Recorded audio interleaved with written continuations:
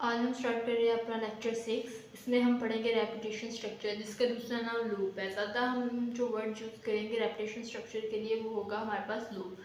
जैसे हमारे पास अगर किसी ने हमें बोला है कि 1 से लेकर 10 तक जो डिजिट्स हैं उनका सम फाइंड करो, तो हम फाइंड कर लेंगे, लिखेंगे 1 + 2 + 3 + 4 + 5।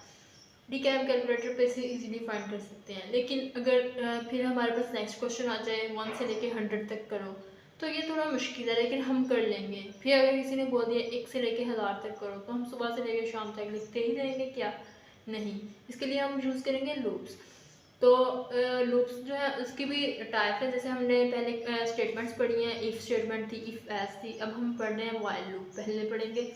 ठीक है, जैसे लूप में उसने ये बताया हुआ है कि उसका जो काउंट है सम ऑफ द फर्स्ट 10 नंबर्स, तो 1 + 2 + 3 4 5 6 10 तक हम लिख सकते हैं। लेकिन जब नेक्स्ट जो डिजिट है 1000 की बारी आ गई, 10,000, तो ये थोड़ा सा मुश्किल हो जाता है। व्हाइल लूप इसका जो है सिंटैक्स, आपने इसमें सबसे ज़्यादा जो याद रखने वाली चीज़ होती है वो सिंटैक्स होती है। आपने व्हाइल लूप का सिंटैक्स याद कर लेना है, व्हाइल, और फिर एक्सप्रेशन लिखना है उसके अंदर।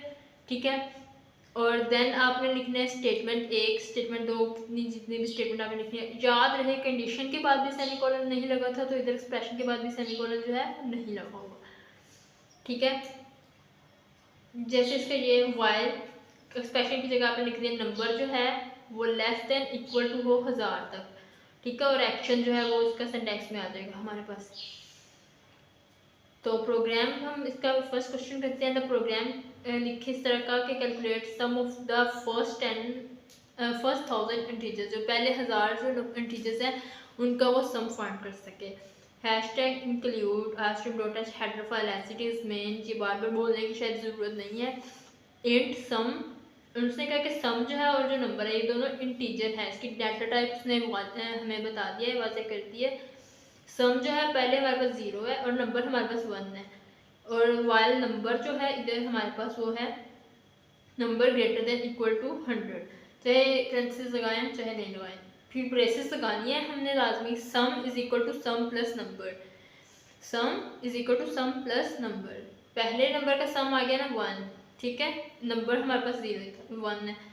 नेक्स्ट पे जब आएगा तो इसका सम 1 था, 1 प्लस नंबर, नंबर अगला कौन सा था 2, तो 2 + 3। अगला अगर नेक्स्ट हम जब करेंगे वो होगा 3 प्लस, और नंबर जो है उसने कहा कि नंबर अगला कौन सा होगा, नंबर प्लस नंबर। जैसे इधर 2 था तो 2 + 1 इधर क्या आ जाएगा 3, तो 3 + 3 6, फिर 6, और ये नंबर जो होगा 3 + 1 4 10। इस तरह ये 1000 तक जो है ये लूप चलेगी। ठीक है, फिर हम लिख देंगे cout the sum of first 1000 integers starting from 1 is, ये as it is line print हो जाएगी, इसके आगे इस सम आ जाएगा हमारे पास। जो इनको कैलकुलेट करने के बाद फर्स्ट 1000 इंटीजर का सम हमारे पास क्या होता है, इसका आंसर ये आएगा। ठीक है, आप इसे C++ पे एक दफ़ा कैलकुलेट करके देख लें, आपको समझ आ जाएगी। नेक्स्ट जो है उसके बाद आ जाता है ओवरफ्लो कंडीशन। ऐसी कंडीशन जो ओवरफ्लो करती है। हमारे कंप्यूटर में मोस्टली 32 बिट्स यूज़ होते हैं। कुछ प्रोग्राम होते हैं वो बहुत ज़्यादा बड़े हो जाते हैं,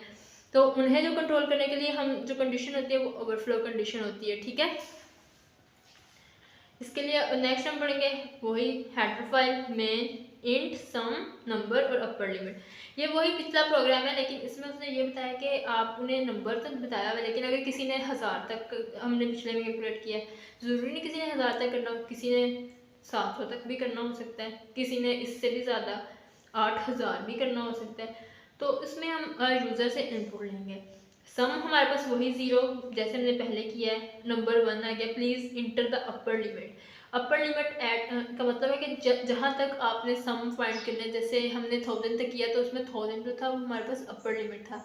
इधर हमने अज्यूम कर लिया कि हमने ना 2000 का करना है, तो हम अपर लिमिट जो है ना 2000 लिख देंगे। सी इन अपर लिमिट, इधर यूज़र जो भी इनपुट ऐड करेगा उसका ये सम निकाल देगा। While upper limit, while number जो हमारे पास जो है, पहले हमने इधर 1000 लिया था, लेकिन इधर अपर लिमिट आएगी। क्यों? क्योंकि हमने 2000 का फाइंड करना है, और जो इधर हम इसकी इनपुट देंगे वही इधर इसका आंसर आएगा।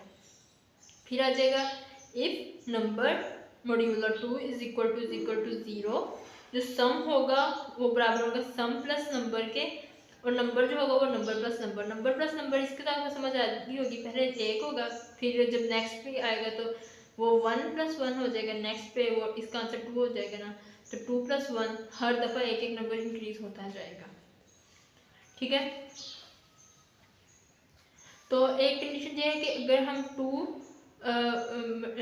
Multiply by number divide by number करते तो वो नंबर की ही वैल्यू आती है। अगर 2 मल्टीप्लाई बाय 2 करेंगे तो उसका आंसर भी 2 आएगा, यानी कि एज इट इज़ नंबर की तरह। ये एक हमारे पास थ्योरम है। इनफाइनाइट लूप जो होती है ऐसी लूप जो रुकती नहीं है, जो मुसलसल चलती रहती है। जैसे हमारे पास पाई की वैल्यू 3.14, नेक्स्ट ये 100, कहा जाता है कि ये लाख 10 लाख इसकी वैल्यू जो है अभी तक स्टॉप नहीं हुई, ये चलती जा रही है। ठीक है, नेक्स्ट जो है वो हमारे पास आ गया है फिक्टोरियल। फिक्टोरियल हमारे पास क्या होता है, जैसे हमने 3 फिक्टोरियल का साइन ये वाला होता है 3 फिक्टोरियल। इसका मतलब है कि 3 से लेके 1 तक जो है ना ये इसने मल्टीप्लाई है 3.2.1, 3 2 6.1। ऐसे 5 का फिक्टोरियल हमने अगर फाइंड करना है तो 5 4 3 2 1 इनको मल्टीप्लाई करेंगे। ठीक है, इसके लिए हम इंक्लूड आस्ट्रीम.एज हेट्रोफाइल फंक्शन, वैसे ही ये इंटीजर होगा। इसका फिक्टोरियल नंबर जो होगा ये भी इसकी डाटा टाइप के आपसे बताती है, इंटीजर है। फिक्टोरियल जो है पहले 1 का 1 और नंबर भी 1 है। Please enter the number for factorial, ऐसा नंबर ऐड करें जिसका आप फिक्टोरियल फाइंड करना चाहते हैं। ठीक है, सी नंबर जो है हमारे पास इधर हम कोई भी नंबर ऐड कर देंगे, वाइल नंबर जो है वो ग्रेटर देन है। ये वाला साइन आपको पता है, जिसकी तरह मुंह खुला होता है उसका मतलब होता है कि गड़बड़ है। वैसे भी हम लेस देन के लिए एल, ये एक तरह का एल बना होता है, हम हाथ से देख लेते हैं तो ये याद करना ईजी होता है। इसके बाद सेमीकोलन नहीं है, ये बात आपने जहन में रखनी है। Factorial is equal to factorial multiply by number. Factorial is equal to, जैसे 1 का 2 है तो 2 मल्टीप्लाई बाय हो जाएगा। अगर 2 का फिक्टोरियल ने फाइंड किया है और 3 का फिक्टोरियल फाइंड करना है तो 3 और 2 का फिक्टोरियल ऐसे भी तो लिख ही सकते हैं ना इसे। जैसे 5 है, 5 का फिक्टोरियल, इसे हम 5 multiply by 4 multiply by 3 factorial लिख सकते हैं। सेम बात ही हो जाती है ना ऐसे। तो सी और the factorial number is factorial, जो हमारे पास आंसर है। कोई प्रोग्राम हमारे पास खत्म हो गया। यही आज का लेक्चर था, लेक्चर 6। मिलते हैं नेक्स्ट लेक्चर में।